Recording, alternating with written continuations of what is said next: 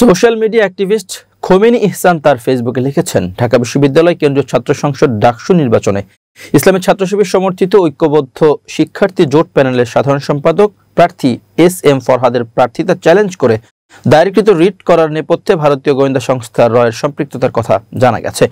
বাংলাদেশের একটি প্রভাবশালী গোয়েন্দা সংস্থার সূত্র জানিয়েছে, ভারতীয় গোয়েন্দা সংস্থা রয়ের স্টেশন চিফ রাজেশ কুমার অগ্নিহোত্রীর উদ্যোগে এই রিট করা হয়। রিটের সঙ্গে জড়িত বাদী, আইনজীবী ও বিচারপতিরা সবাই রয় নেটওয়ার্কে জড়িত।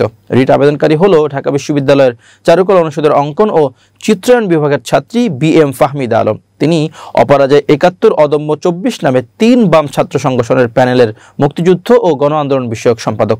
তার ব্যাপারে গোয়েন্দা সংস্থা জানতে পারে, অপরাজয় ৭১ অদম্য ২৪ প্যানেলের প্রার্থী হলেও ফাহমিদা আলমের ২৪ জুন থেকে আগস্ট পর্যন্ত কোটা আন্দোলনের বিরোধিতা করেন।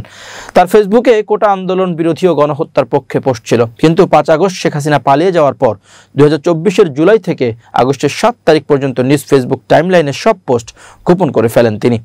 গোয়েন্দা সংস্থার পর্যবেক্ষণ অনুযায়ী ফাহমিদা আলম তার জুলাই বিরোধী পোস্ট গোপন করলেও তার বিরোধী মনোভাব পুরোপুরি স্পষ্ট, কারণ গত ১ বছরেও তিনি জুলাইয়ের পক্ষে কোনো পোস্ট দেননি, এমনকি কোনো শহীদ কিংবা আহতকে নিয়ে তিনি কিছু লেখেননি।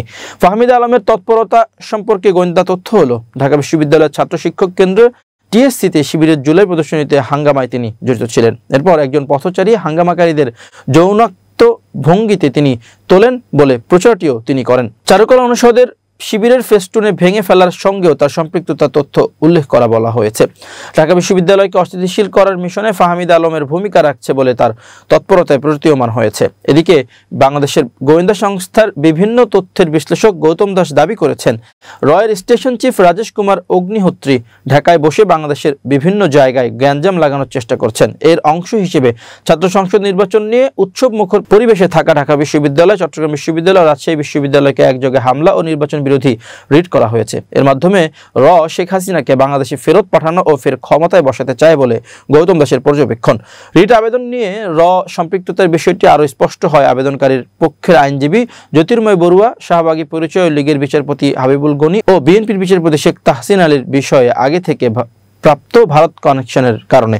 জানা গেছে, ফাহমিদার অপরাজয় ৭১ অদম্য ২৪ প্যানেলে রয়েছে বাংলাদেশ ছাত্র ইউনিয়ন, সমাজতান্ত্রিক ছাত্র ফ্রন্ট ও বাংলাদেশ ছাত্রলীগ বিসিএল। এই ৩টি সংগঠন সিপিবি, বাসদ ও বাংলাদেশ জাসদের ছাত্র সংগঠন।